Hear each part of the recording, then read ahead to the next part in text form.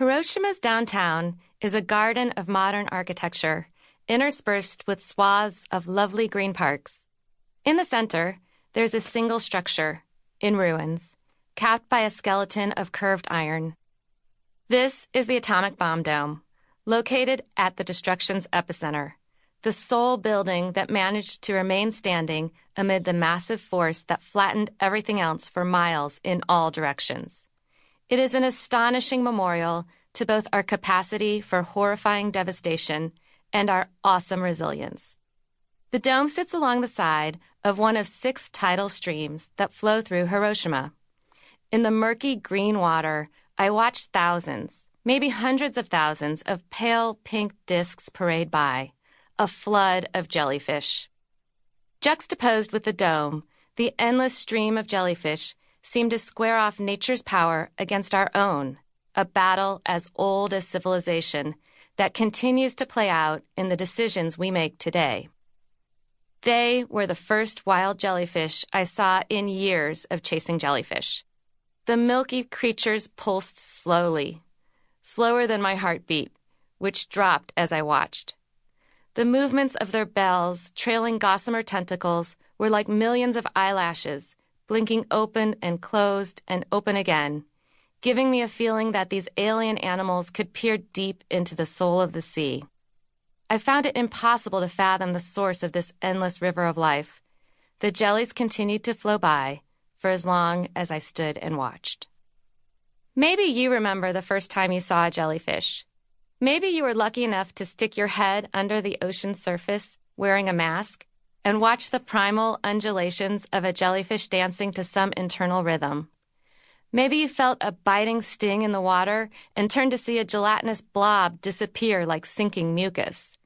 Maybe you stood against the glass and watched the elegant clover on the back of a moon jellyfish, or the graceful train of a sea nettle in an aquarium. Or maybe it was footage of a jellyfish hawking a cure for memory loss. I don't remember the very first jellyfish I saw.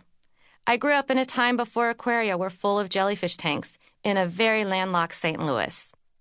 I never spent an extended period near the ocean until I was in college. In my junior year, 1987, I attended an English-speaking study abroad program in Tel Aviv. From a New England school where getting ready to go to a party meant putting on tattered jeans, a flannel shirt, and duck boots, I was a misfit among the other American students, who were a lot less style-challenged. I found the Israelis my age no easier to get along with. At 19, they were required to serve in the army, while I had the freedom to jaunt off to college unencumbered. I stuffed my loneliness down with the hummus and baba ganoush sold from a cart on the street corner near my cinder block dorm. At about the same rate that my weight increased, my spirits sank. One day, I opened the door to the building where my class in Middle Eastern politics was held and spotted a sign out of the corner of my eye. It advertised a marine biology course, a week in a lot at the southern tip of Israel, studying the ecology of the Red Sea. Knowing next to nothing about biology or a lot, not to mention the fact that I was hardly able to squeeze into my swimsuit anymore, I scrawled my name at the bottom of the list. It was clear I needed to put some distance between me and the pita cart. A few days later, with about 20 other students, I boarded a bus headed south at dawn.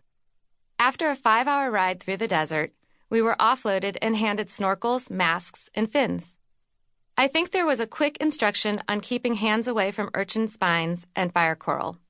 I shuffled down the beach backward, the only way to walk in fins. When I slipped my face below the water's surface, it was as if I were Dorothy stepping into Oz. My dull, sad world erupted in a kaleidoscope of colors, shapes, and textures.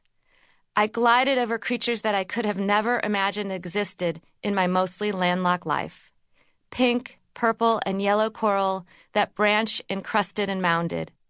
Blotchy lavender anemones, creeping crimson shrimp, twirling buff-colored worms, filigreed fans, spiked black urchins, a day-glow orange sponge with a violet slug curled around it, bowls of lemon lime, and watermelon-hued clams.